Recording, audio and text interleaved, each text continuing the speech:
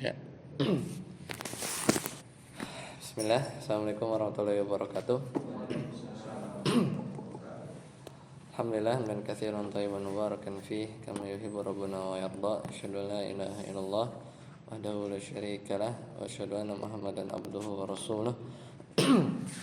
Allahumma shalli ala Muhammad wa ala ali Muhammad.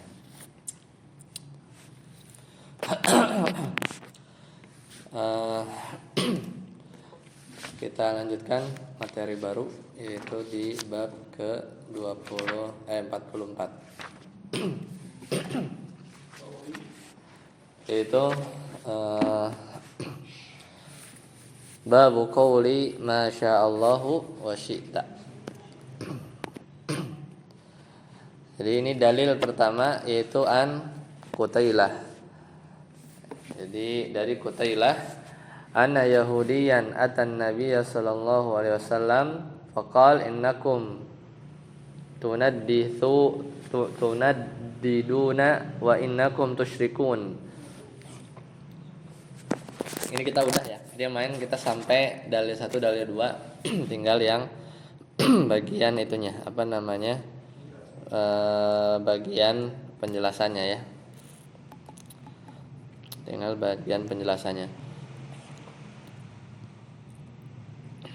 Jadi kita Nabi ya, ada seorang Yahudi datang kepada Nabi sallallahu alaihi wasallam kemudian berkata, innakum tunaddidun, sesungguhnya kalian telah mengambil andad, yaitu tandingan ya kan. Kemudian wa innakum tusyrikun, kalian juga berbuat kesyirikan gitu. Taqulun, ketika kalian mengatakan masyaallahu wa syi'ta, atas kehendak Allah dan kehendakmu, atas kehendak Allah dan kehendakmu. Wa taqulun wal Ka'bah, dan juga kalian suka bilang demi Ka'bah. Fa amarahumun nabiyyu sallallahu alaihi wasallam idza aradu an yahlifu an yaqul. Oleh karena itu Nabi Muhammad SAW memerintahkan para sahabat apabila hendak bersumpah mengucapkan wa rabbil Ka'bah. Jadi jangan wal Ka'bah gitu ya, jangan wal Ka'bah. Jadi demi Rabb pemilik Ka'bah. Wa an yaqul, dan juga katakan masya Allah, bukan wasyi'ta tapi summa, pakai summa itu boleh gitu kan. Rawahun Nasa'i wa sahahahu ya, dan juga hadis ini diriwayatkan oleh Imam Nasa'i. Jazakallahu khairan.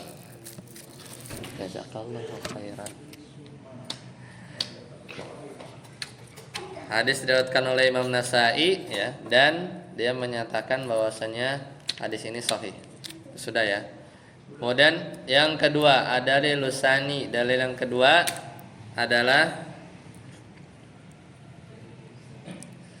walahu aidan, dan juga diriwayatkan oleh Imam Ahmad an Ibnu Abbas, yaitu dari Ibnu Abbas, anna rajulan qala lin nabi sallallahu alaihi wasallam ma sya'allahu wa syi'ta. Sebentar ya.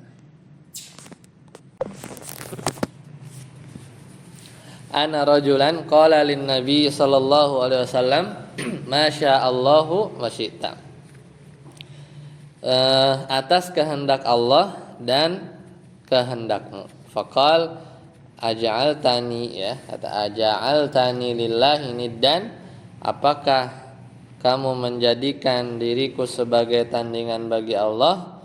Masyaallahu wahda. Maka katakanlah atas kehendak Allah wahda, semata-mata. Dah itu ya. Yang kemarin kita udah baca.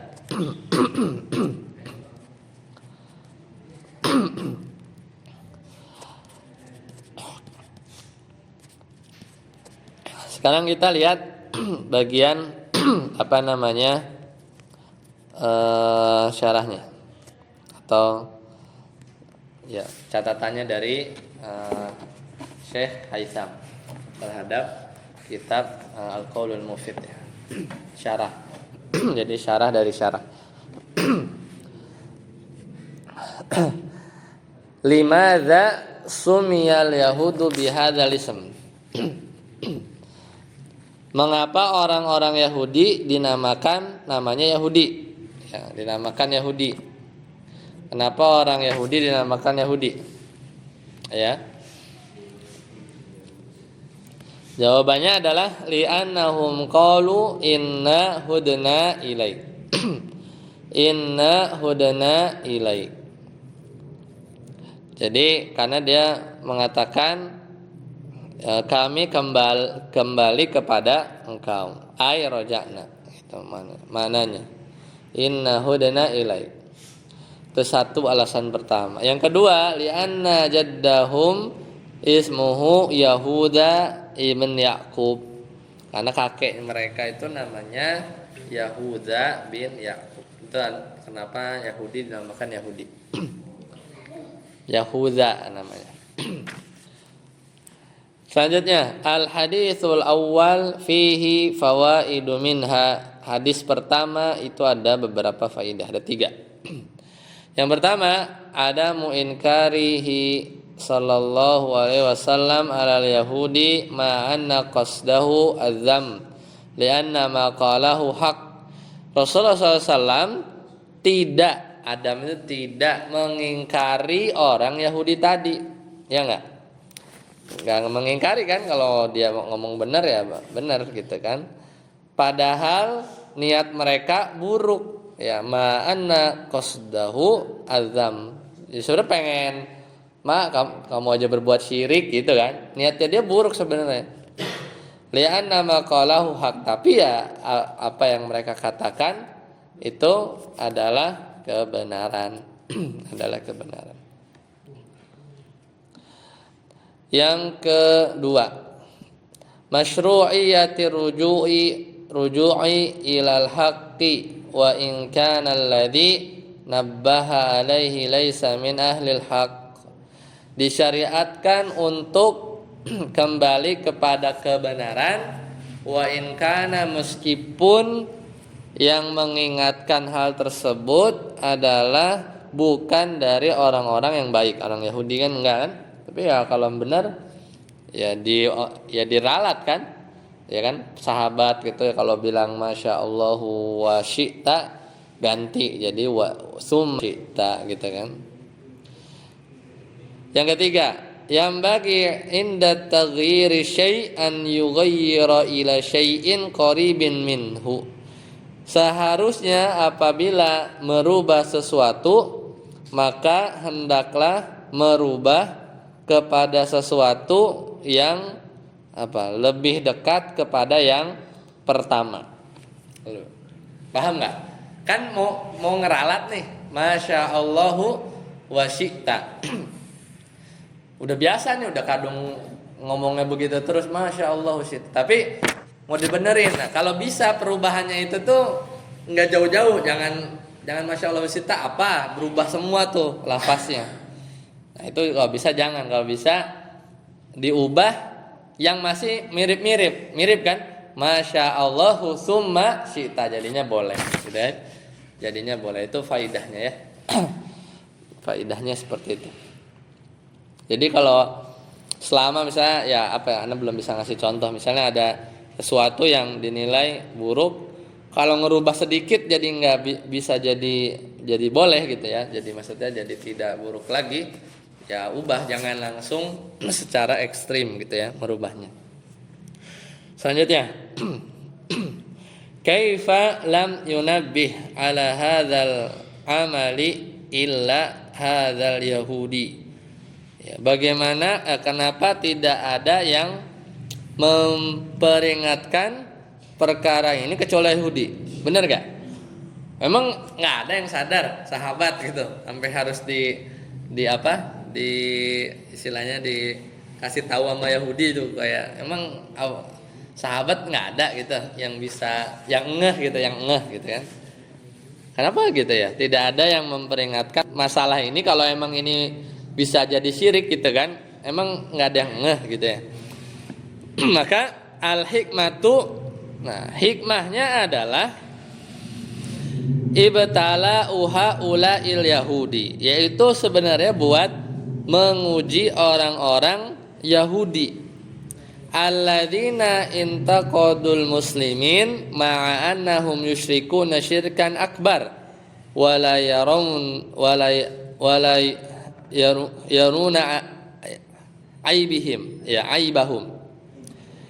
Jadi hikmahnya adalah ini menguji mereka, yaitu orang-orang Yahudi alladzina yang suka mengkritik orang-orang muslim ma'a padahal mereka sendiri mengerjakan kesyirikan akbar, yaitu mereka suka melihat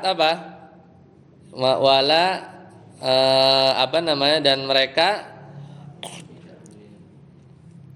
tidak melihat aib mereka, ya kan? Mereka suka lihat aib kaum muslimin, tetapi aib mereka tidak melihat, gitu. Jadi akhirnya dia istilahnya kan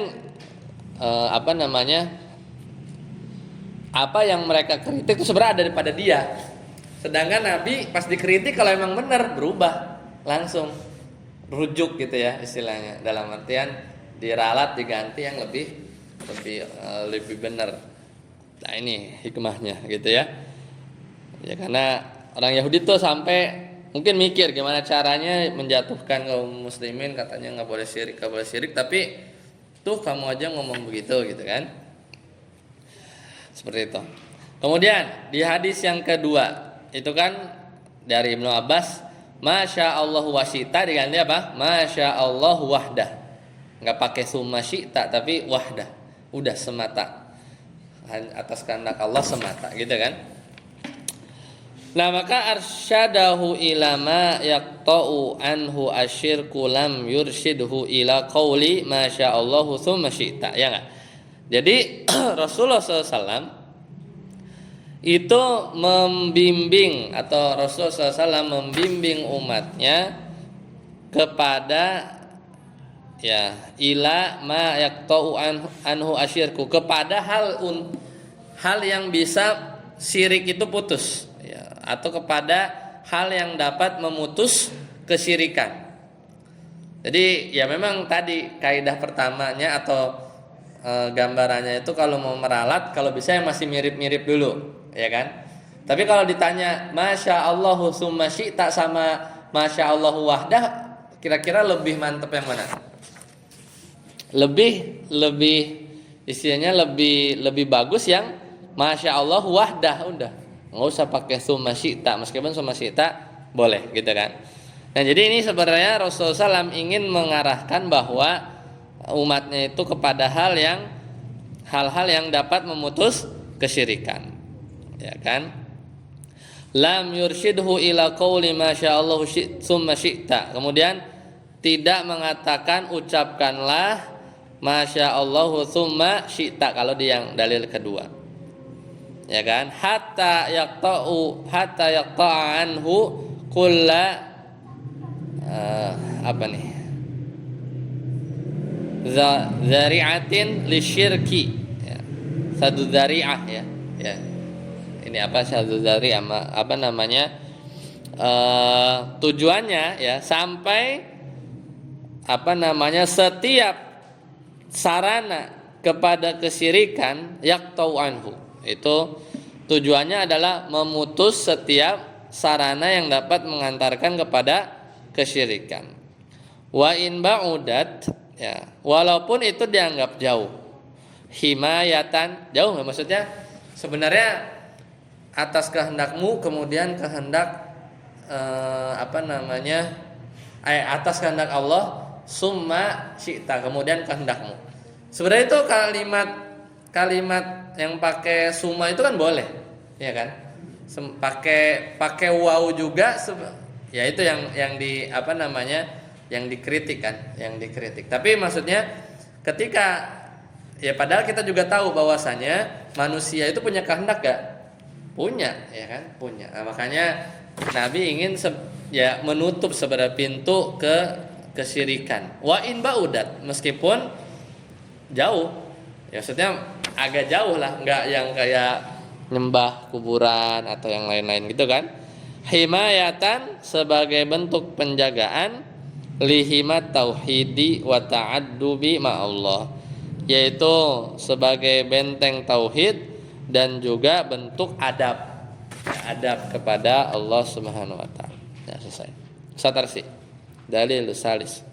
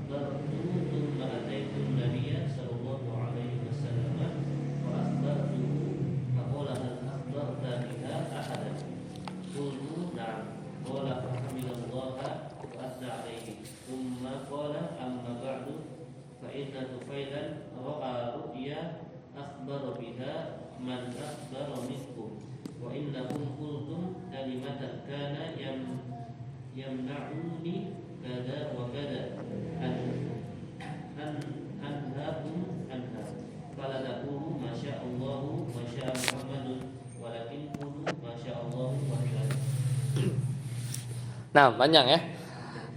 Diriwayatkan dari Ibnu Majah dari sahabat Tufail. Tufail ini apa? Siapa? Beliau saudara seibu Aisyah. Saudara seibu Aisyah. Beliau berkata, Ra'aitu ka'anni ataitu ala nafarin, ya. Ala nafarin minal yahudi kultu. Jadi ketika itu aku bermimpi seolah-olah aku mendatangi sekelompok orang Yahudi.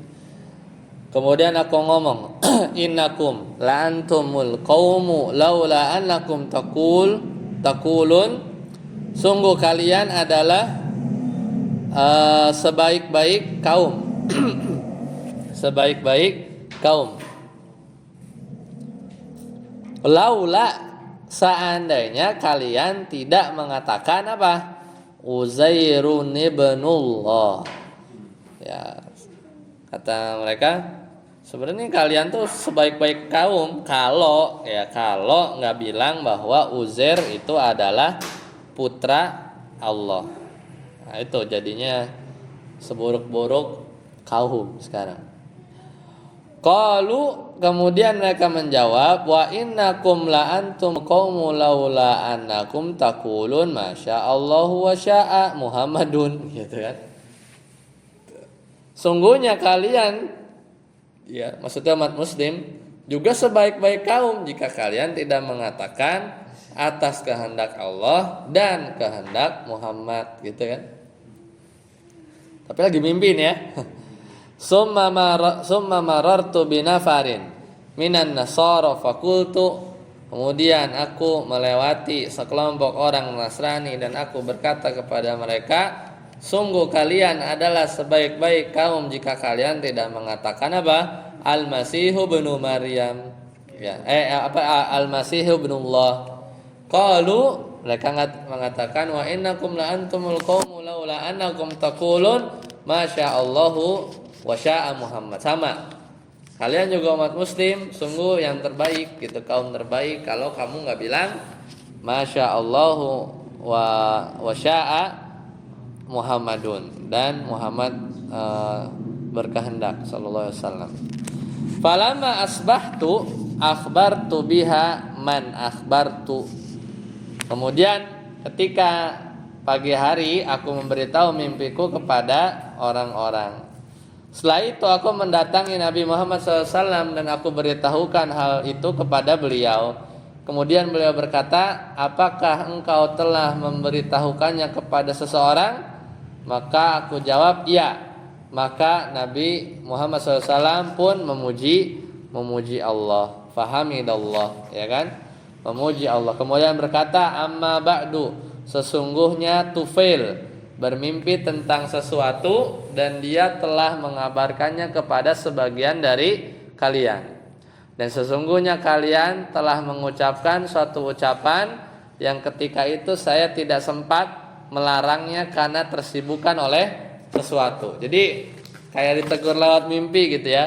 Nah, kan cerita ya, Tufail ke sahabat yang lain.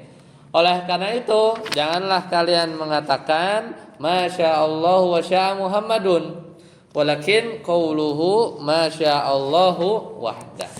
Nah, kalau di hadis yang ketiga ini mirip kayak yang kedua kan. Enggak ngasih opsi Masya Allahu summa syi'ta, enggak. Tapi langsung ibaratnya apa? Saddu dzari'ah, nutup kemungkinan syirik gitu kan. Orang kalau mendekat syirik itu kadang perlu permulaan ya, ya. Makanya ditutup pintunya itu, jangan bilang Masya Allahu summa syi'ta, itu jangan juga lah, kalau bisa wahdah aja gitu. Ya, seperti itu ya. Nah, di sini kita lihat yamna'uni kadza wa kadza. Ya, gitu kan. Di mana perkara ini ya itu mencegahku ya. Yamna'uni kadza wa kadza. Jadi perkara-perkara ini mencegahku. Yamna'uhu sallallahu alaihi wasallam al-haya walakin laisa min inkaril batil. Innama yamna'uhu minan nahi anha duna an ya'murahu Allah bidzalika mithlul khamri mithlul khamr. Jadi kemudian apa?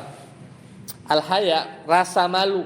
Nabi SAW itu rasa malu beliau, itu karena rasa malu dari beliau, akan tetapi hal tersebut bukan berarti beliau diam. Jadi maksudnya istilahnya tadi kan kata Nabi SAW karena tersibukan sesuatu gitu kan. Jadi yang menghalangi itu rasa malu beliau, akan tapi bukan berarti beliau diam. Min inkaril batil, dari mengingkari kalau itu adalah kebatilan. Akan tetapi apa?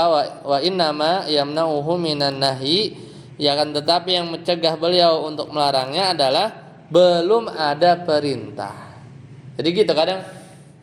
Jadi didiemin aja gitu kan, atau ini sesuatu karena kan ya syariat masih turun. Apakah bilang Masya Allahu wa syaa Muhammadun, kan memang Nabi juga punya kehendak gitu, manusia juga punya kehendak. Jadi rasa malu dan juga waktu itu belum ada larangan gitu ya. Ini menurut beliau ya, menurut Syekh Haitham ya, belum ada hal yang melarang anha duna an ya'murahullah.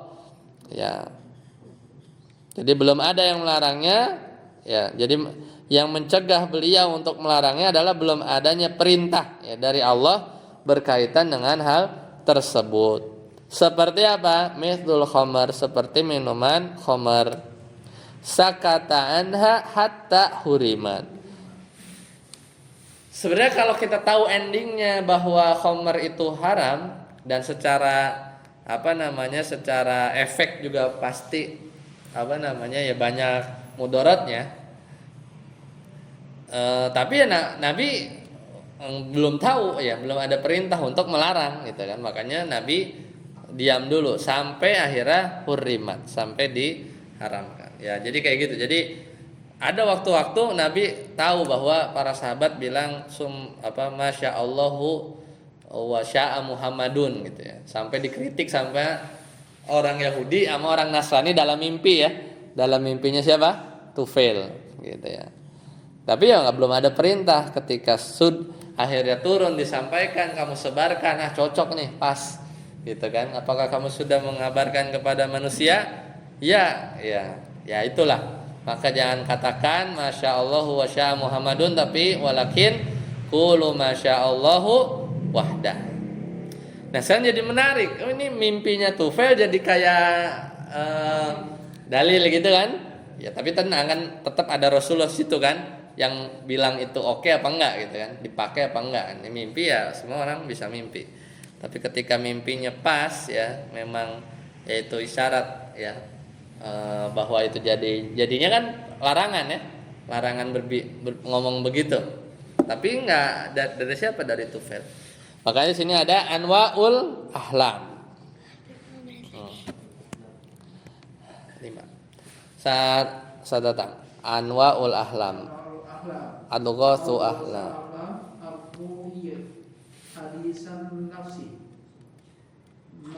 Udah, itu doang. Jadi macam-macam mimpi ya. Mimpi itu ada 3.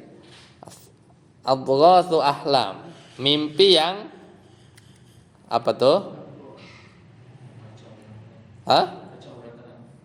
Ya. Ya nggak ada maknanya lah.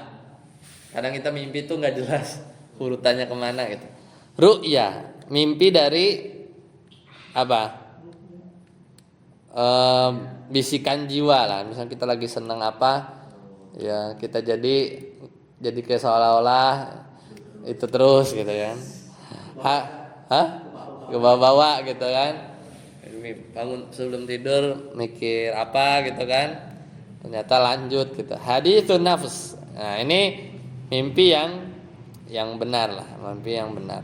Nah, udah itu, tapi memang nggak ada penjelasannya. Nah, kalau di sini kita lihat ya, ada pembahasan tentang mimpi nggak? Tentang mimpi itu ada ilmunya ya? Ada beberapa, cuman Anda belum pernah tahu sih.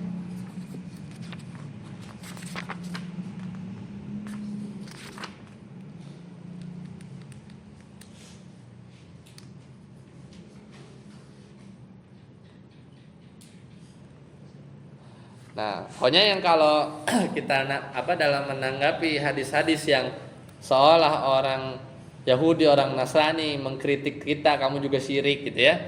Itu sebenarnya ya tadi hikmahnya apa? Emang kita nggak ada yang ngeh. Tadi jawabannya dapat kan bahwa memang belum ada larangan gitu, perintah untuk melarang gitu kan. Saat itu mungkin karena malu atau Nabi juga urusannya banyak gitu kan. Ya tapi poinnya adalah orang Yahudi aja tuh paham kayak gitu tuh syirik, ya kan? Ngomong Masya Allahu wa sya'a Muhammadun tuh nggak demen dia, itu syirik juga. Apa bedanya kita bilang Uzair gitu, apa bedanya kita bilang Al-Masih ya Ibnullah ya, kayak gitu. Nah tapi mereka ini buat buat mengskakmat orang Yahudi Nasrani. Kamu udah tahu itu syirik, tapi dia juga tetap ngelakuin, ya nggak, ya kan?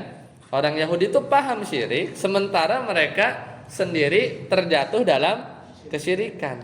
Ya kenapa? Karena basisnya adalah mereka itu hanya mencari-cari kesalahan kaum muslimin, lupa terhadap diri mereka sendiri, gitu ya. Jadi hikmah itu adalah ya karena itu kebaikan dan kebenaran tuh memang datangnya dari mana aja ya.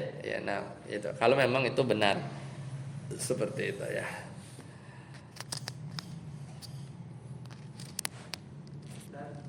Ya, kan. Ini kan kaitannya syirik, tapi di pusat zaman Rasulullah kan ya.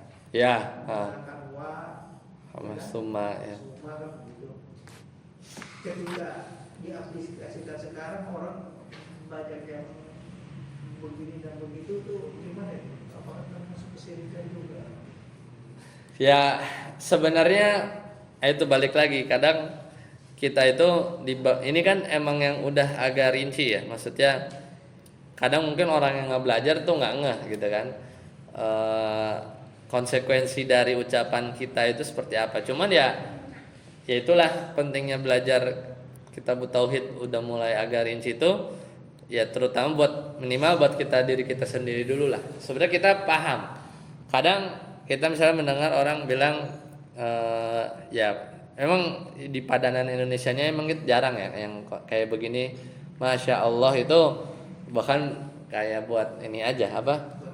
Yang enggak Masya Allah itu buat melihat yang bagus-bagus gitu kan, nah gitu kan. Tapi ini kan konteksnya itu kayak ya bahwa apa namanya, ya dia bilang apa ketika terjadi sesuatu ya kemudian ya dia bilang atau yang menggembirakan atau apapun lah itu, kemudian dia bilang Allah, masya Allah, Allah berkehendak, summa Muhammadun gitu kan, summa sya'a Muhammadun.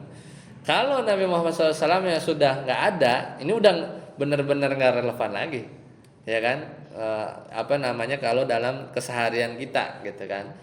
Tapi mungkin kalau dalam konteks dulu gitu ya, Nabi penuh jasa dalam ya dalam menyebarkan Islam, ya itu memang ada kehendak Nabi SAW. Cuman kalau bisa jangan gitu kan, kalau bisa tetap masya Allahu wahdah. Nah, yang di apa namanya, yang di keseharian kita itu biasanya tidak ada masya Allahnya. Mungkin lebih pasnya kayak kalau bukan karena mobil ini gitu ya, aku udah ketabrak gitu, kayak gitu gitulah, atau kayak dokter lah, apa kalau bukan obatnya manjur gitu ya. Ya tapi memang nggak tahu, kita nggak bisa ngelihat apa yang ada di hati orang ya. Cuman apa yang diucapkan kadang itu mencerminkan seberapa kuat keyakinan dia terhadap mengaitkan segala sesuatu yang terjadi kepada kehendak Allah. Apakah memang sebatas ya obatnya manjur gitu ya, tapi setelah itu dia oh ya ini ya Allah yang nyembuhin ya, itu kan beda lah sama orang yang pertama kali banget sembuh langsung Allah, bukan obatnya manjur, meskipun memang obatnya manjur gitu ya, kayak gitu kan. Itu kan cuman kita yang tahu ya, cuman kita yang tahu ya. Jadi contoh-contohnya memang nanti mungkin sampai jalan lah ya, kita coba lihat. Tapi poin di sini adalah benar-benar ingin mentauhidkan Allah dari sisi apa? Masyiah. Masyiah itu apa? Kehendak. Kemudian di bab ini tuh poinnya adalah yang lain adalah kebenaran dari manapun kalau emang benar, enggak tidak perlu gengsi gitu kan. Sebagaimana Abu Hurairah pernah juga mendapati kebenaran, yaitu ketika Abu Hurairah diajarin justru sama setan, sama iblis ayat kursi, ya kan? Hadis yang terkenal tuh ya kan? Ketika Abu Hurairah diajarkan oleh iblis bahwa jika ingin tidur hendaknya membaca ayat kursi, maka keesokan harinya beliau lapor ke Nabi, ke Rasulullah SAW. Maka Nabi bilang apa? Sodakoka wahuwa kadhubun. Kali ini dia benar ya. Kali ini dia benar. Tapi dia adalah seorang pendusta. Dzaka syaitan, itu adalah iblis. Jadi ya kalau memang benar ya benar, kalau mau tidur baca ayat kursi. Jadi Abu Hurairah mendengarkan kebenaran dari iblis, tapi tetap harus dicek. Paginya Abu Hurairah bilang apa ke Nabi SAW. Kemudian beliau membenarkan ya apa yang dikatakan iblis tadi gitu ya. Bukan ini jadi dalil belajar sama iblis boleh gitu kan, enggak. Nah, tapi yang paling hati-hati ya kalau konteksnya mengambil kebenaran dari guru, misalnya kebenaran diambil dari mana saja, maka ini juga kita katakan berguru kepada siapa aja boleh. Ya bahkan tadi ya pada iblis sekalipun boleh, karena ini kadang dijadikan supaya lebih liberal juga. Udah belajar kita sama siapa aja. Tuh Nabi bilang sodakoka gitu kan. Karena ini hadis Imam Bukhari ya tadi tentang kisah Abu Hurairah diajarin ayat kursi sebelum tidur sama iblis, itu dijadikan dalil bahwa kita bisa bebas belajar tuh ke siapa aja, benar-benar bebas, iblis aja boleh gitu kan. Nah, maka tentu saja ya kalau untuk orang lain ya atau guru yang berdasarkan kita belajar hal-hal yang dasar, tentunya kita tidak menggunakan kaidah yang itu ya. Ini hanya dalam konteks yang ya harus kita juga bisa memverifikasi kebenarannya. Makanya kata Ibnu Sirin inna hadzal ilma dinun, sesungguhnya agama Islam ini ilmu. Fanzuru amman ta'khuduna dinakum, maka perhatikanlah dari mana kalian mengambil ilmu agama kalian. Ya, jadi tetap ada batasannya seperti itu. Baik, sampai sini dulu ya. Semoga bermanfaat. Subhanakallahumma bihamdika asyhadu an la ilaha illa anta astaghfiruka wa atubu ilaik. Wassalamualaikum warahmatullahi wabarakatuh.